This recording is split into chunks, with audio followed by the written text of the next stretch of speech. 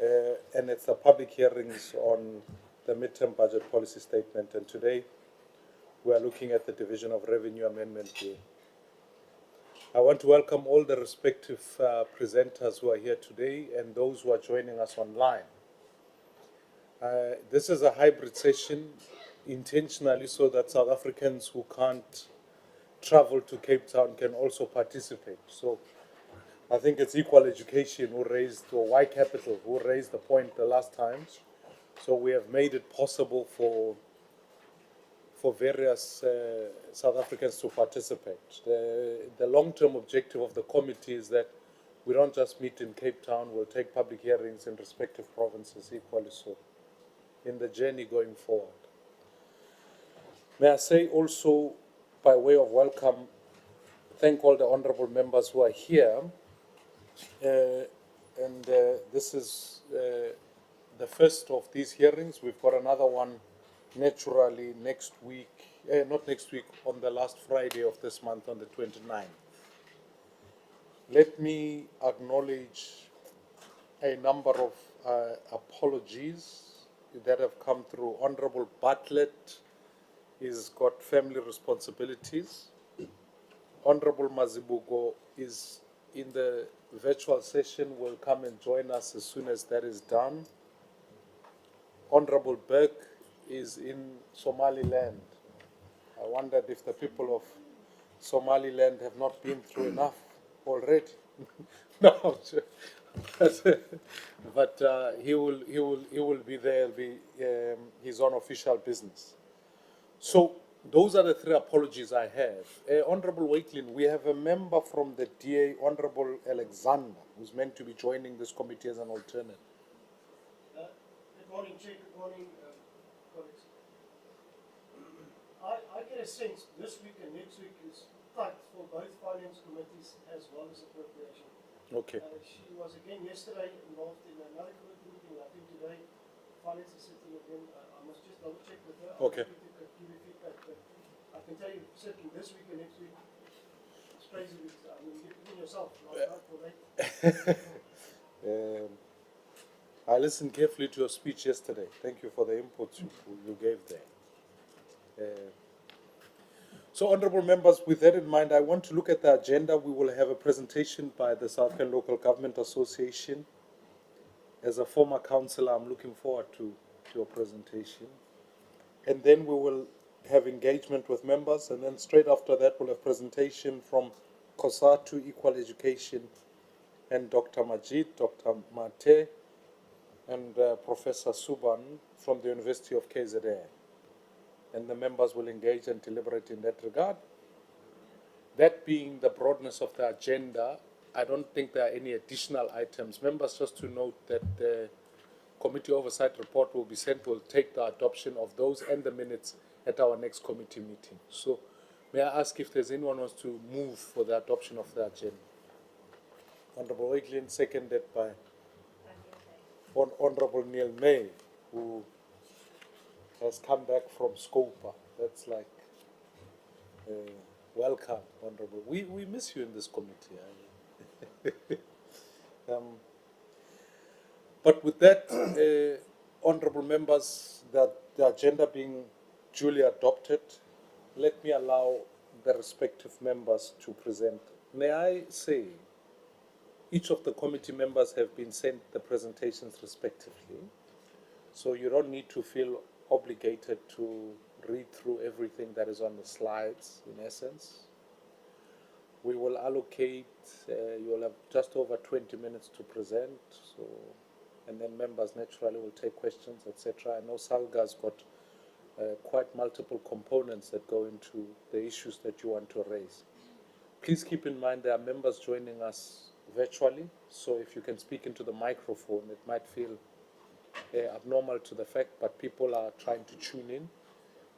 And also when the questions come through, they will come through on multiple platforms. To all the people, if you are joining us online, if you can indicate just by raising your hand if you want to make an input or a question, then that way we can acknowledge you and then you can make your presentation. With that business dispensed of, let me welcome you. Please introduce yourself to the members of the committee. This committee is set up to hear your views, so it's important as we raise that Parliament has a duty in giving oversight, giving accountability, but also this particular committee deals essentially with the budget, and so we are not just spectating or going through a ceremony. We really want to hear you, and if there are submissions we need to make strongly, we need to make those. And I know local government is an important component of that. So let me allow you, over to you. I feel like I should say Malibongwe.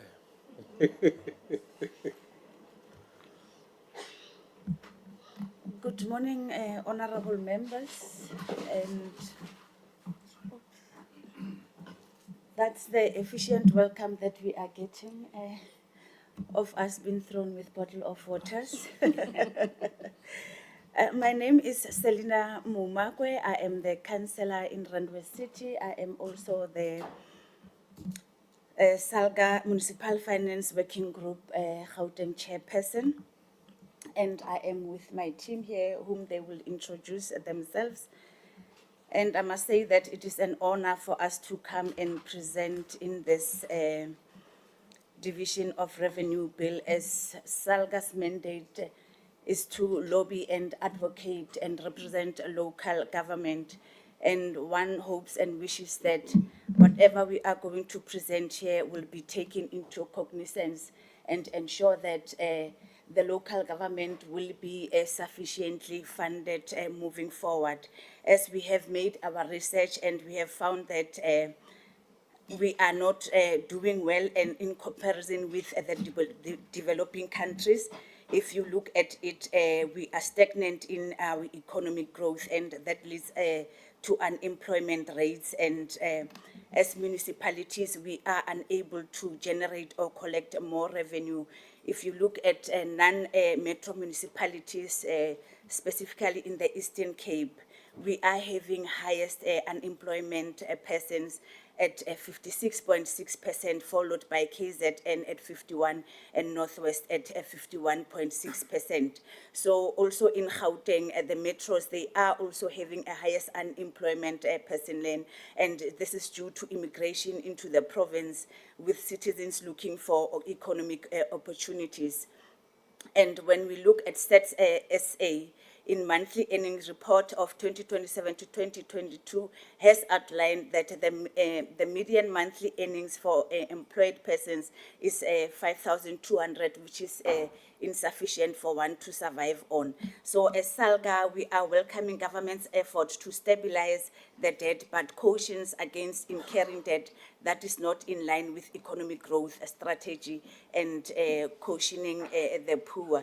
We also, as SALGA, urges government to prioritize infrastructure, spending towards water and sanitation, electricity and roads, and accelerate capacity building in engineering and artisans programs and project preparations. So other areas, I will leave it to my honorable councillor here to continue with that. She will introduce herself. Thank you very much. Oh no, I'm okay, up to the presentation. Good morning, honorable members. Good morning, Chair, colleagues. My name is Lindiwe Mahlangu. I'm just an NCOP member. I'm here to join my chairperson on what she has just alluded on, maybe to carry on, and I will be happy if maybe our smallanyana presentation will be heard. As we are presenting, we are not presenting ourselves, we are staying within the community where poverty is alleviated, and it's us from those communities who suffered the lot. So also as SALGA, will also like to welcome this presentation, and we therefore again, we are urging that we welcome and appreciate the establishment of the task team on the review of the LG, white paper led by the DCOG. However, SALGA argues that these assumptions are no longer valid as only 60% of expenditure can be financed through internal generation revenues, which is that submitted by SALGA. And also SALGA agrees that there is fiscal pressure, and it is recommended that for holistic review of the entire fiscal framework that will look into fiscal allocation, streamline, functioning, empowers revenue, raising capacity and inefficiencies. A noticeable decline in conditional grant allocated has been noticed during the period 2024 to 2023 up to date, with a further 4% decline in the conditional grant allocation to local government in 2024-2025 Chair. However, municipalities are faced with infrastructure backlog. You know that some of the infrastructure is aging, and we are living with that as municipality, and that alone cannot say we are going to reach the target 2020 NDP. Municipalities requires 1 to 2 billion capital investment to address the backlog. SALGA acknowledged the underspending and inefficiencies incurred in some of the municipalities, which requires meaningful support and collaboration by all the relevant stakeholders to build technical expertise, capabilities, and strengthen governance and finance management.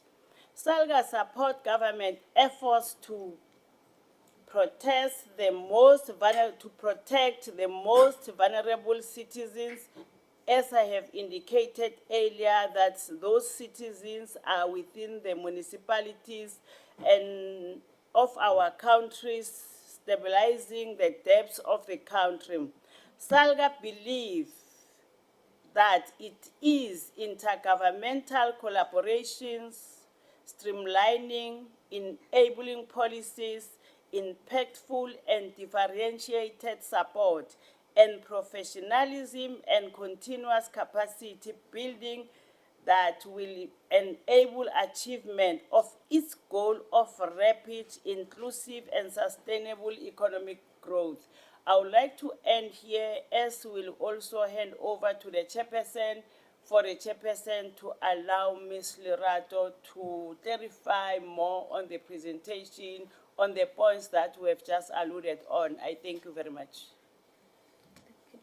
Good morning, Honorable Chair. Good morning, honorable members of the committee and the colleagues either in the meeting and also online, and the citizens who are joining us. It's really an honor. Chair, I'm not going to go too much into the details as my leadership has just elaborated on some of the issues that we want to highlight. My presentation was going to outline, it's fine, I've sorted. So it was just going to outline, I'm not going to go too much into the constitution of what we need to do as organized labor. I think the honorable members should be aware of the mandate that we have, and also the intergovernmental fiscal relation and the participation of SALGA within the various committees and also of Parliament. I think our presentation, Chair, is coming from the local government white paper had assumed that local government will raise sufficient income of 90% and will only need 10% from the fiscus. That paper has not been reviewed since. And that paper also assumed that the economy was going to grow. And as you can see from the presentation, the economy has not been doing well for quite some time. And we believe that as the economy did not grow, we have seen the high unemployment rate, that has been reported.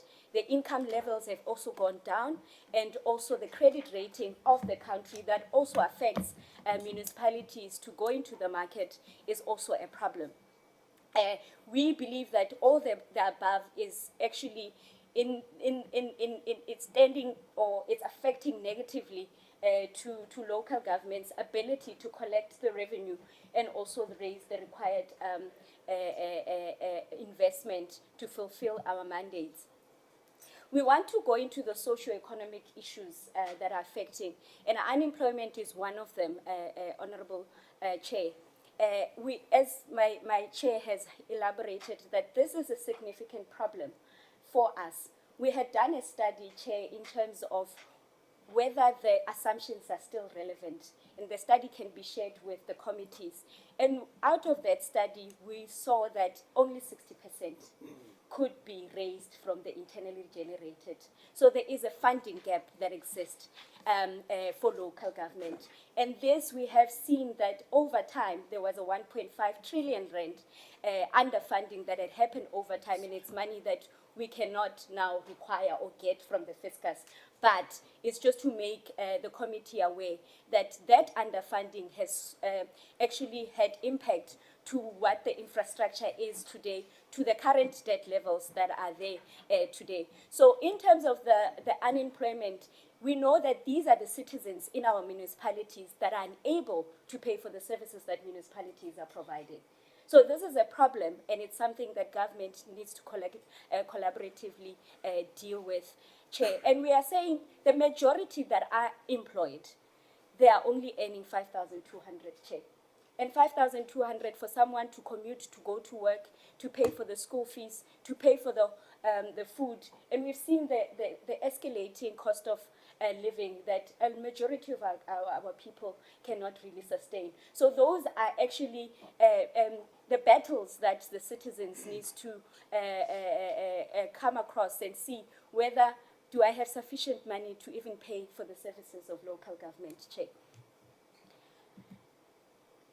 In terms of the fiscal strategy, what the minister had outlined was that the priorities as to stabilize government debt, which we agree to, but we are then cautioning that the debt that the country incurs or gets into should be aligned to the economic strategy and also cushioning the poor. We should not incur debt that is not the country is not going to be able to pay or investing in things that will not get a return on. The minister has said they are ensuring that higher levels of capital investment and directing the growing public spending. So they're focusing on infrastructure investment. We agree with that, Chair, because out of our study, we could determine that we need 122 billion per annum in capital investment into local government. So we are then saying in that strategy, they need to prioritize the infrastructure spending towards water, sanitation, electricity, and roads, because these are some of the bases that we need for the economy to grow. Because when investors come into municipality, they want running water, they want roads that don't have potholes, they want electricity that is consistently supplied. And with the current infrastructure that we have, it seems to be a challenge for local government to provide those services sustainably. And we are then calling for capacity building. We are big in terms of capacity building programs. We believe that if local government is well capacitated, it will be able to do what is mandated to do. The areas of engineering and artisans programs and project preparations, and as we have seen that some of the municipalities are unable to spend fully on their grants, and we believe we have identified that project preparation has been one of the key issues. So we would like government to prioritize that in terms of capacity building. We are aware, Chair, that local government is also inefficient in their spending and also in their ability to raise revenue, Chair, because the study did see that in the areas of overheads, we are inefficient, particularly the staff costs. We have seen that non-revenue water and electricity we are also inefficient within those areas. And we are also saying that we need to look this inefficiency holistically, not just local government, so that we all become efficient. And I think there will be a lot of savings in terms of looking into those areas closely.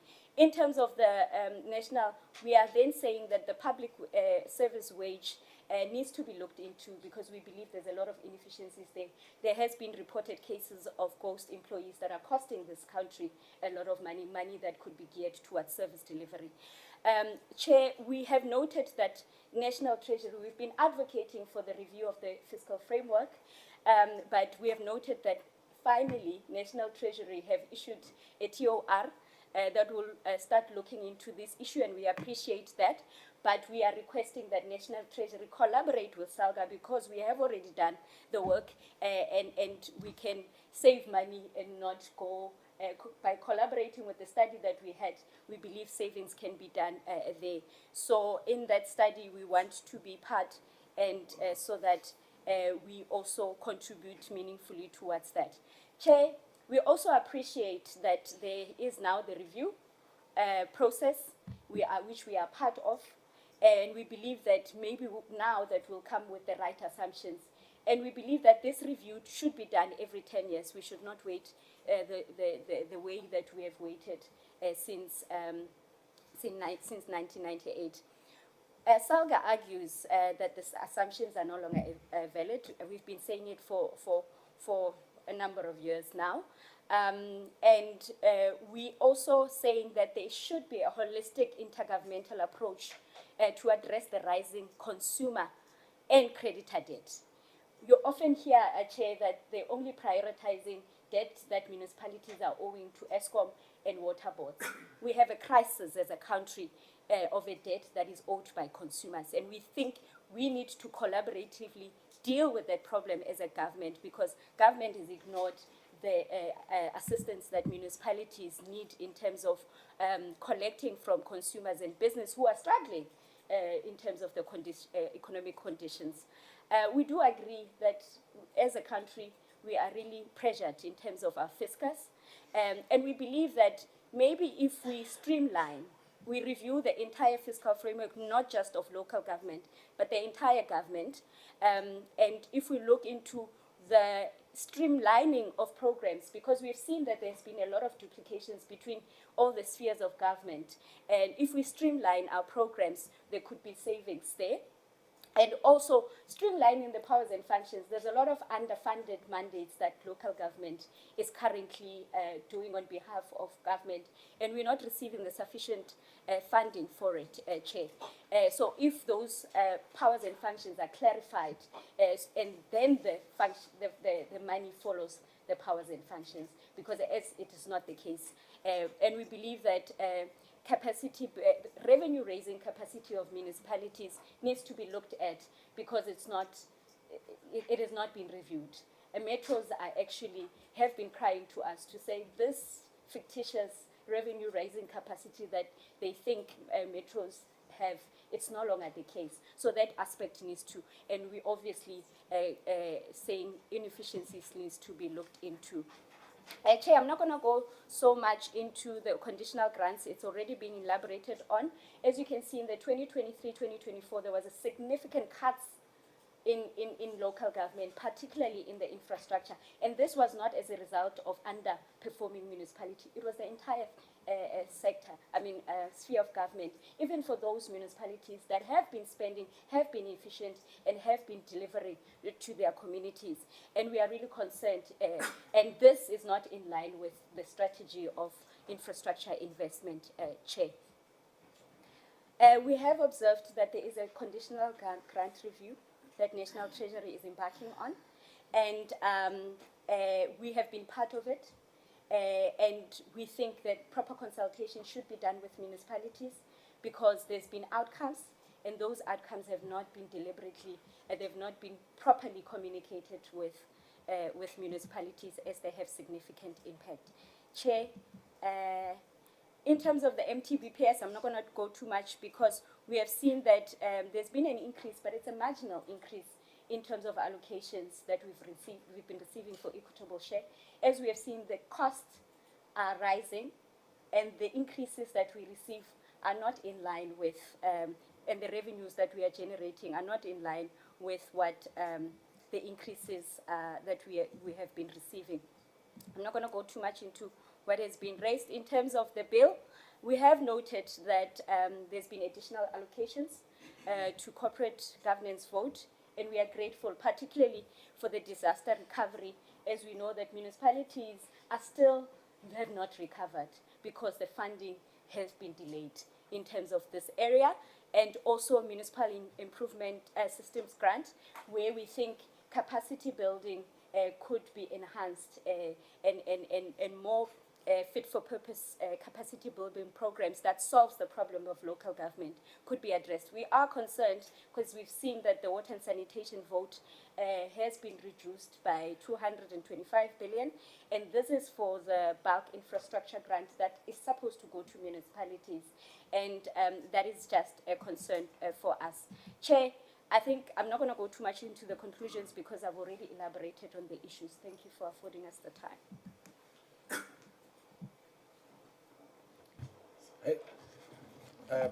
Thank you so much to the delegation there. Thank you. What I'm going to do, given that SALGA is a separate sphere of government, if I can ask that we have deliberations with SALGA, and then straight after that we'll go into the remaining submissions that would go into that. May I give you a kind warning, which is to say, at least in my immediate observation, Honorable Hlonyane has joined us online, which would make in total in this particular committee almost everybody has served in some capacity or another at local government. So the questions are going to be fairly, we have a mayor even in the room, so you are asking for a lot. So let me allow honorable members, if they've got questions, to begin. Honorable Wakelin, Honorable Nelmay.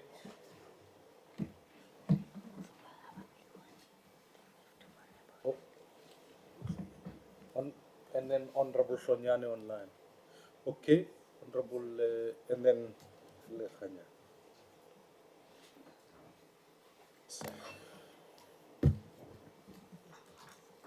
Thank you, Chairperson. Colleagues, good morning. Welcome. Thank you for your presentation, short and to the point. I think we have some alignment in what you presented and what we've already started debating in the committee. Just a number of, I'm going to make a few comments and just a few, I would like to see your views on some of these matters I'm raising, if you allow me.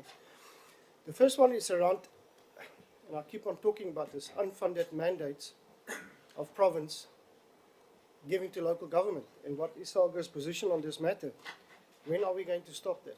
Because I'm concerned that unfunded mandates from province results in a serious deficit as far as your municipalities are concerned, and particularly around the health services, social services, and possibly a few other areas as well, which you obviously know better than I do.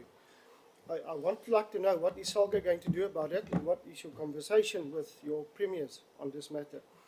The second matter is obviously around the ESCOM billing and the current approach that is taken between ESCOM and some of the municipalities. We've been told that one of your municipalities, and I'm not certain, is it Sedibeng? I'm not sure, somewhere there, that there was some successes there now when they've taken over, and you would tell me about that, and that they would like to transpose that into another 100 municipalities.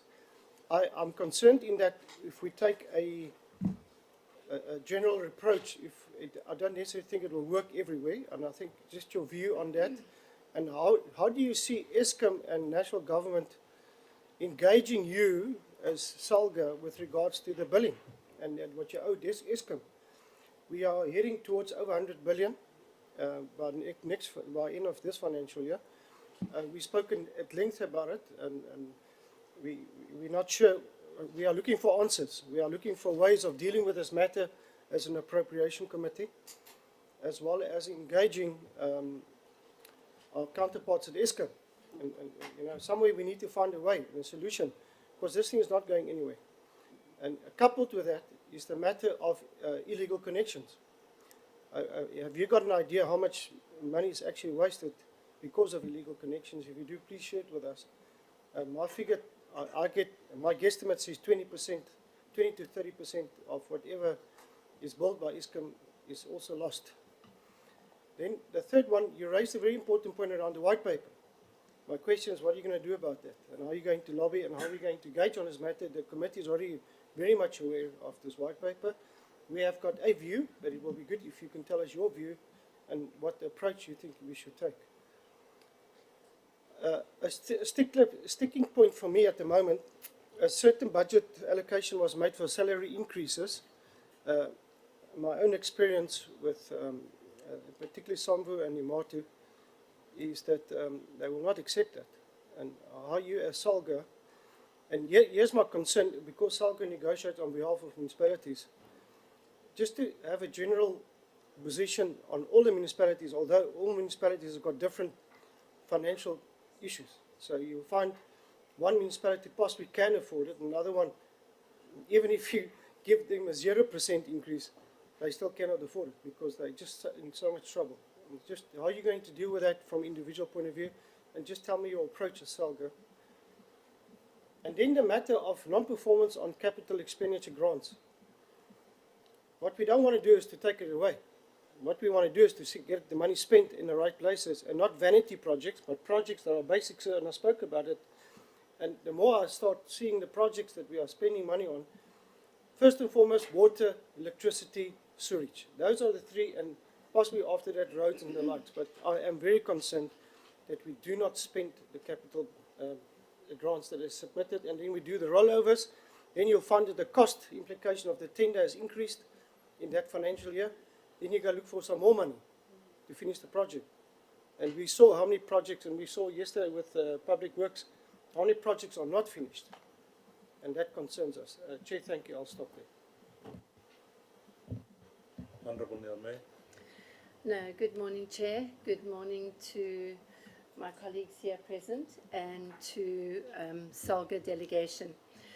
I'd like to ask SALGA in the sense of if you look at the Auditor General's recent report and that the trend of poor audit outcomes in local government, with 34 municipalities obtaining only clean audits in the 2022-23 financial year. You are looking for more money for local government. However, the Auditor General is basically saying that the financial health of municipalities remains weak due to factors such as poor payment practices, uncompetitive and uneconomical procurement processes, which my colleague had mentioned earlier before, limited value of money spent, weaknesses in project management, unfunded budgets, high level of unauthorized expenditure.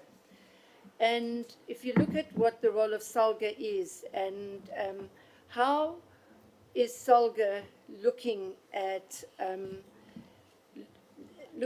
this holistically to identify the inadequate skills and capacity for these government failures, with the trend of being no accountability or consequences. So the more money that you are requesting for local government, is it going to be spent in a manner that we do not have any more irregular and wasteful expenditure that is going to come through? So that is just the